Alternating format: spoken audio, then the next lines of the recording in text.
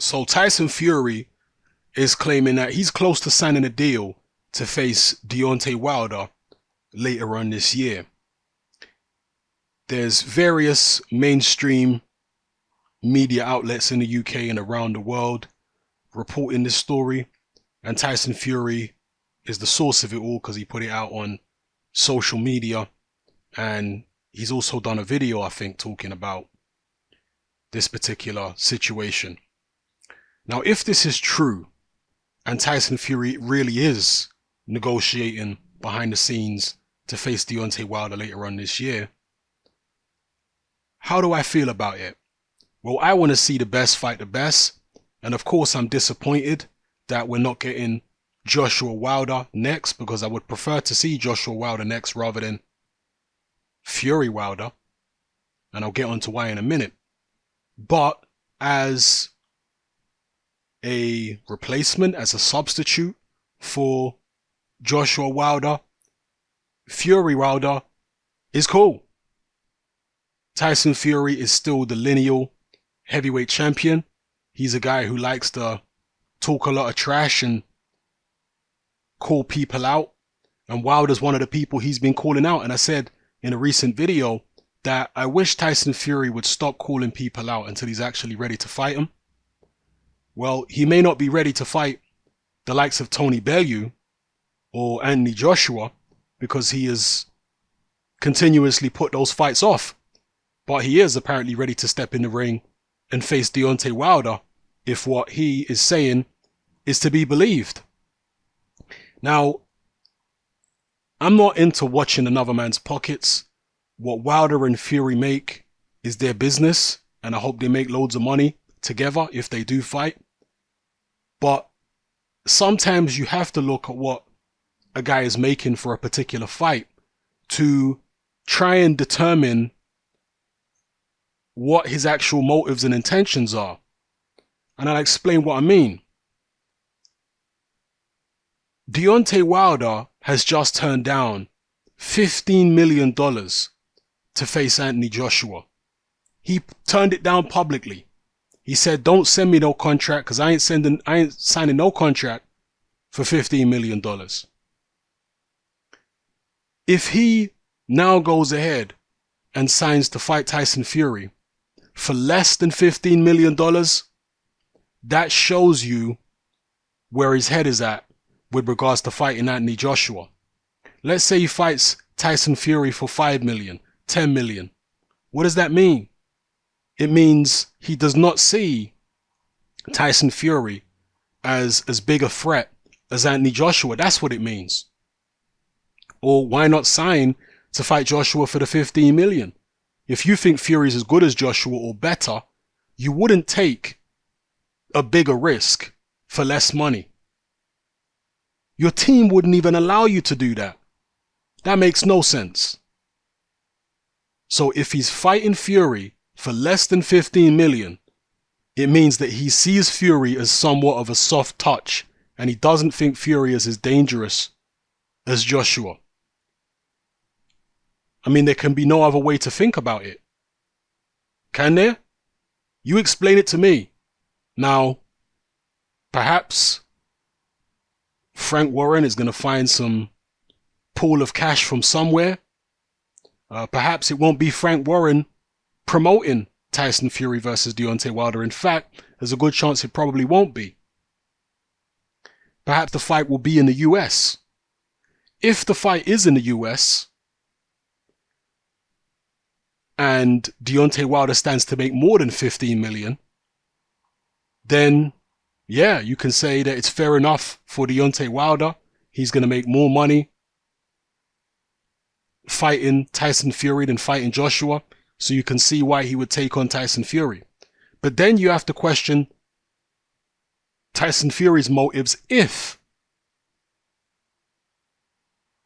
Tyson Fury is not going to make any more money than he would get facing Joshua or even Bellew. Because while fighters' purses in the US are routinely published, when it comes to UK fighters, whether it's Eddie Hearn fighters or Frank Warren fighters, they very rarely publish the purses. They very rarely make them public. So if in this instance they do make Tyson Fury's purse public and we get to see how much he's making potentially from the Deontay Wilder fight, again, we'll be able to see what Tyson Fury's real intentions are. Because if he's going to fight Deontay Wilder for, I don't know, 5, 6, 7, 8 million, wouldn't he have got more than that facing Anthony Joshua? Surely. I mean, Tyson Fury is more well known in the UK. Imagine Joshua Fury in the UK. He's going to make, I would imagine, I'm speculating here. Let's just be real about this. I've got no inside knowledge on this situation. I'm just purely speculating. But you would have to imagine that Tyson Fury would get a hell of a lot of money facing Anthony Joshua in the UK, given the fact that he's more well known in the UK than Deontay Wilder is. He's never going to get 50-50 or anything like that, but he'd still get a sizable chunk.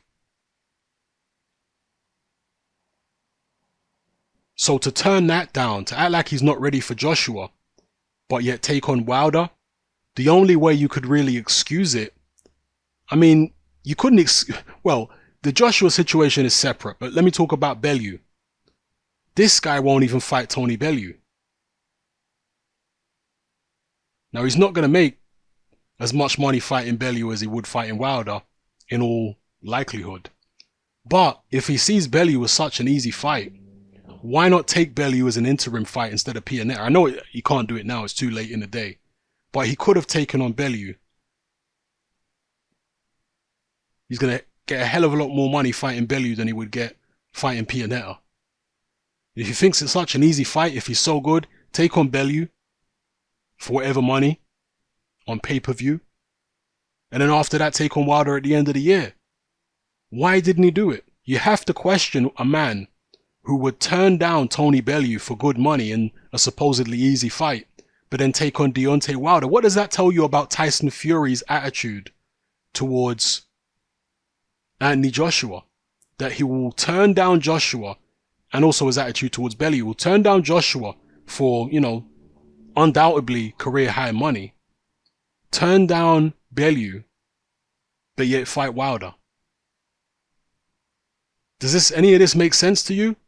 Again, we need to find out, if we can, how much money Fury and Wilder would both be getting from their potential fight, because that will tell us what their intentions really are with regards to Anthony Joshua. That's all I'm saying. Right now, we don't know. Maybe they both want to fight Joshua. They just want the right deal. Maybe it's a situation where Tyson Fury feels like, I'm not going to get the kind of money I want from an Anthony Joshua fight unless I've got a belt back. So let me fight Wilder, get a belt that I can go to the negotiating table as a well-known fighter in British boxing and a world champion. And I can demand a lot more. Maybe Wilder's thinking the same. Maybe he's thinking, you know what, let me fight Tyson Fury. Because even though he don't have a belt, he is the lineal heavyweight champion. And he's a big name in the UK. If I beat Tyson Fury, I can go back to the negotiating table with Anthony Joshua and demand a lot more than $15 million. And, well, he'd be in a great position at that point. A very good position. Because there'll be a hell of a lot of pressure on Eddie Hearn and Anthony Joshua to give him more than 15 million. No doubt about it. So we have to see how this plays out. And however it does play out will tell us what the intentions are of both Tyson Fury and Deontay Wilder. So yeah, I'm not passing judgment on it at the moment. I'm just talking about potential outcomes and what those potential outcomes will mean. If it's Wilder, Fury in the UK, if that's what Frank Warren's trying to put on, is it going to pay Wilder more money than fighting Joshua in the UK? And if not, why did he take the fight and not the Joshua fight? And the same for Tyson Fury. But if the fight is in the US, that would be more understandable. And if Wilder's making more money fighting Fury in the US, then he would be fighting Joshua in the UK. Yeah, that's understandable.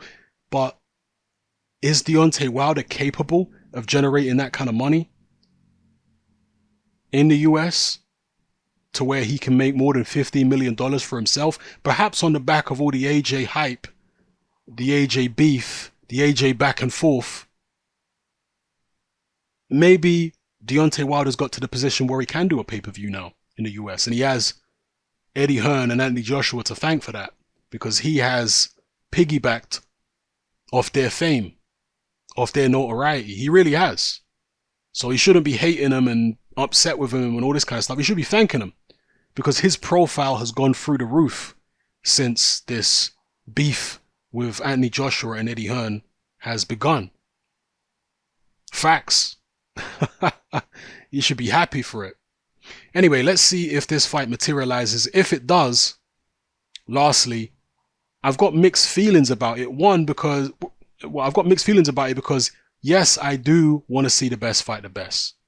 And I would rather this fight happen than it not happen, obviously. And it is a good replacement fight for Joshua versus Wilder. If we can't see Joshua versus Wilder, Fury versus Wilder, or Fury versus Joshua, cool.